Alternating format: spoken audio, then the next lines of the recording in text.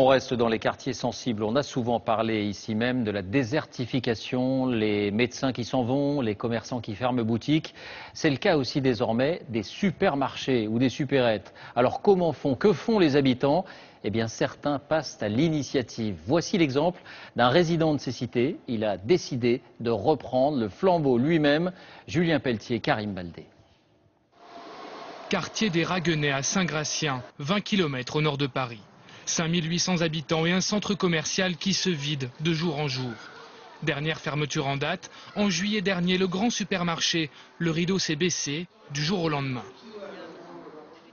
Alors, Josette Dupuis doit marcher un quart d'heure jusqu'au centre-ville pour remplir son caddie. Elle qui habite ici depuis 46 ans, n'avait jamais vu ça. On est bien obligé d'aller faire ses courses ailleurs. Là, on est obligé, on ne peut pas, il n'y a rien, il n'y a pas de boucher, il n'y a pas de charcutier. Mais ici, beaucoup de personnes âgées ne peuvent même plus faire le trajet.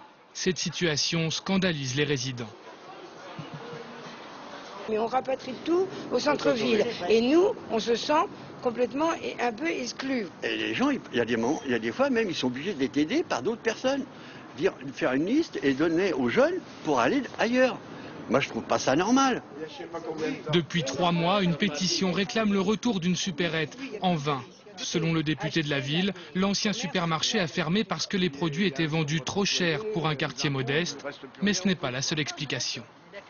Il y avait devant l'immeuble pendant longtemps des bandes de garçons qui, même s'ils n'avaient pas des gestes délictueux, étaient inquiétants pour une population vieillissante. Tout cela, ça n'aide pas au fonctionnement du commerce. À l'image des Raguenais, de nombreux quartiers voient leur commerce de proximité disparaître. En moyenne, dans les zones urbaines sensibles, il n'y a que 32 commerces pour 10 000 habitants, soit beaucoup moins que la moyenne nationale de 59 commerces pour 10 000 habitants. Mais comment enrayer ces fermetures de magasins? Que faire pour les rouvrir? À Clichy-sous-Bois, dans la cité du Chêne Pointu, Youssouf Aklan, 27 ans, a peut-être trouvé la solution. Ce jeune d'origine turque vit ici depuis l'âge de 11 ans. Il habite à 200 mètres du centre commercial, au cœur de la cité. Un centre qui lui aussi s'est peu à peu vidé de ses commerces ces 3 dernières années. On a regardé tous les braquages, tous les vols, toutes les agressions qui sont effectuées. C'est là où je me suis dit, mais si c'était moi qui l'avais, on n'aurait jamais eu ces problèmes.